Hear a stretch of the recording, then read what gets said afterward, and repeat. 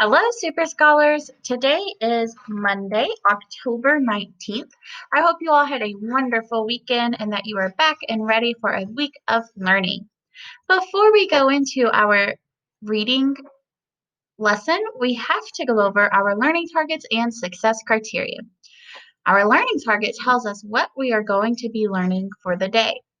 I am learning how using text features can help me locate key details.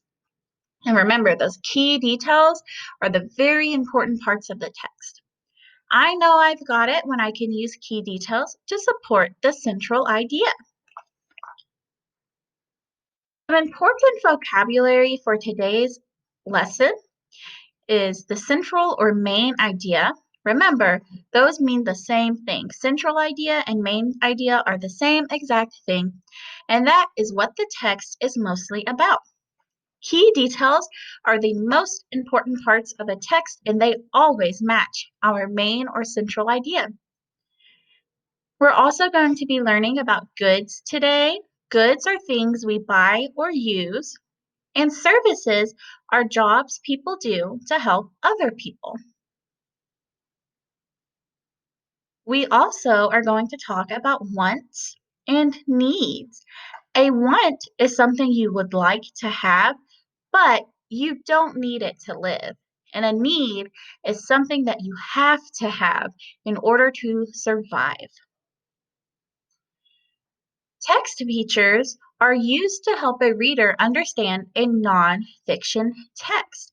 They make the text interesting to read and point out important information. And we're going to learn about many different types of text features. So remember, I am learning how using text features can help me locate key details. So we are going to read a nonfiction text called Goods and Services Around Town. As we read, we're going to focus on the different text features that we see. Text features help us locate key details and understand what we are reading. There are many different types of text features. So before we read, let's look at a few examples. The first one, we have a heading, and a heading is a word or short phrase that brings attention to a key point or topic. And they point out an example over here all about apples.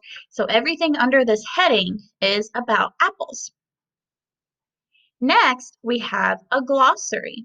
A glossary is a list that gives meanings or definitions of words that are in the book. So if you come across a word in a nonfiction text that you're not sure what it means, you can always check out if it has a glossary in the back of the book and find what that word means.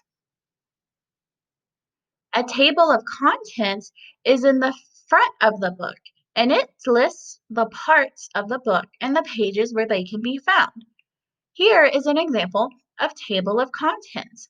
It tells us that if we want to read about seeds, that can be found on page 2. If I'm looking for the glossary, I can find that on page 9. An index is an alphabetical list of topics found in the book.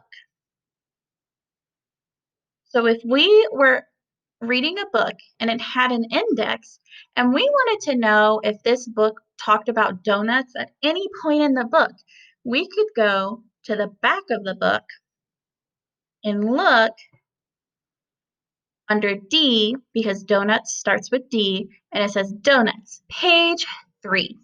So then we would know to go to page 3 to look for donuts. A photograph is a picture taken with a camera, and we've worked with these before in nonfiction text.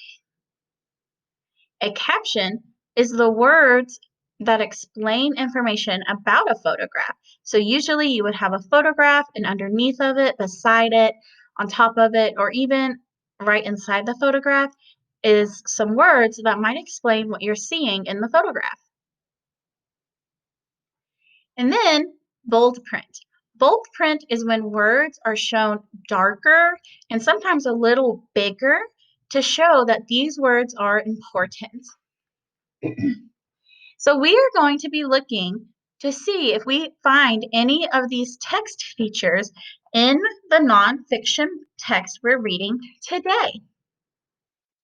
So as you're reading this text, you are looking for different text features. What text features do you see in this book? What do you learn from these text features? What would happen if this book had no text features? Do you think there would be some information that you would have missed out on?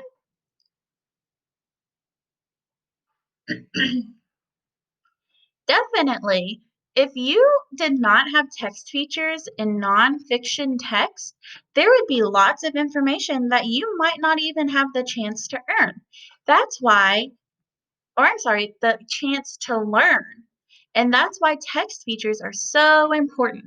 They help us understand what we're reading and learn different things other than what's written a part of the story.